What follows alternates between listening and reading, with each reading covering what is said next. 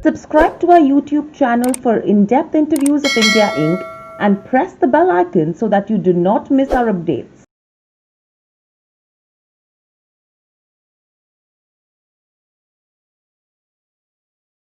That's joining in. Welcome to the show, Kunal. Kunal, let's start with what's happening with the dollar index. There is some bit of weakness that has continued. However, we have seen some bit of an intraday high in yesterday's session, but we're still below those 93 levels. How do you see the dollar index moving from here on, taking all the macro data into consideration? Dollar index is going to weaken further no matter what. So today morning there was a news that the emergency lending facility at Federal Reserve, which Secretary is going to halt from the 31st December. So this is going to result into some crisis, because if they don't get that emergency fund, then I think the economy can again collapse. So even though the vaccine news is there, which is causing everyday gold to go down, but I think this news is slightly positive for overall bullions, and that is definitely going to cause some weakness in dollar index. So I am of the view that one should, really start to go short in dollar index if they have excess, but the trend is definitely on the weaker side. 92, I think it will break 92 very soon. Right. So if that happens, what's the kind of impact do we see with regards to gold and silver? Shoot up. It will shoot up. I'm expecting it to shoot up today. Please trade with the strict stop loss of today's low and just go long.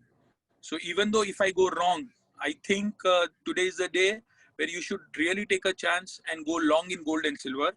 From last couple of days, the trend what we are seeing is every day gold and silver are going down. But I think this news can lead to some spike in gold and silver. So today I'm giving first time after 3 session, I'm giving buy call for intraday. Gold one can buy around 50,050. Put a stop loss of 49,850 today's low, and expect it to test 51,300 to 350. Silver also, I have a similar view. 61,500, put a stop loss. Go long at 61,800 and expect prices to test levels of 62,600 to 500. So this is absolutely for intraday trading. Right. Moving from there to crude, now clearly there is some bit of demand that's coming in from China. Do you think that will be able to support prices? And secondly, the other question that everyone is wondering right now is that will UAE also withdraw from OPEC? What's your view on this front?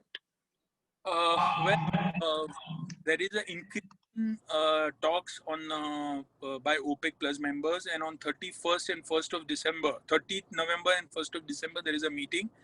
They are talking about new production cuts amidst the rising COVID-19 cases. Hmm. So till this meeting doesn't happen, the sentiment will be bullish, because everyone is talking about. So already this market is having a lesser supply, 7.2 million barrels lesser supply from OPEC Plus, and roughly 1.6 million barrels of lesser supply from US, because Hmm. US declined.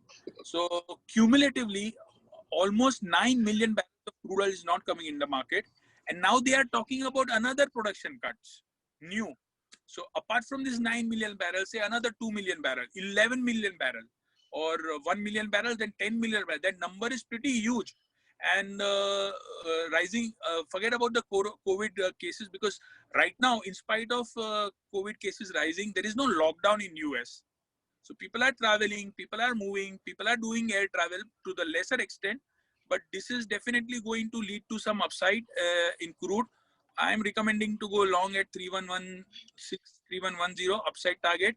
Uh, One should expect 3170, and stop loss should be placed at 3080. Right. And Kunal, when you talk about base metals, today's session we've been trading in the positive. Hmm. Clearly, there is the labor strike in Chile and the vaccine hopes which are supporting copper prices. Zinc, again, trading off recent highs, and this is, I think, mainly because of the US Treasury Secretary and the raft between the Fed as well. And if you see the output with regards to copper and zinc in China, that has been increasing. Taking all of this news into consideration, what's the kind of movement are you expected to see? Do you think we will continue the positive momentum, or do you think it would be sideways for some time from here on? It is not going sideways. It is going to be bullish. The fact that whatever is happening with the COVID-19 cases is not taking place in China. It's taking place in Europe and US. Remember, when you talk about metals, we talk about China. And China having robust economic data from last 3 months, and especially in the month of October, they printed industrial production of 7.2%. So I don't think so that metals are going down. It is going to go up. There is a tremendous in the market. So I'm bullish outright on metals, and increasing Chinese production, that is signaling that the demand is very strong over there. So I'm expecting a firmer price going forward. Copper can on breaking. So if you want to really go long in copper, I would recommend to go long once it breaches 550.50. So it's right now 548.50. So once it breaches that high, this which it made during this week, above that, I would convincingly jump into buying above 551.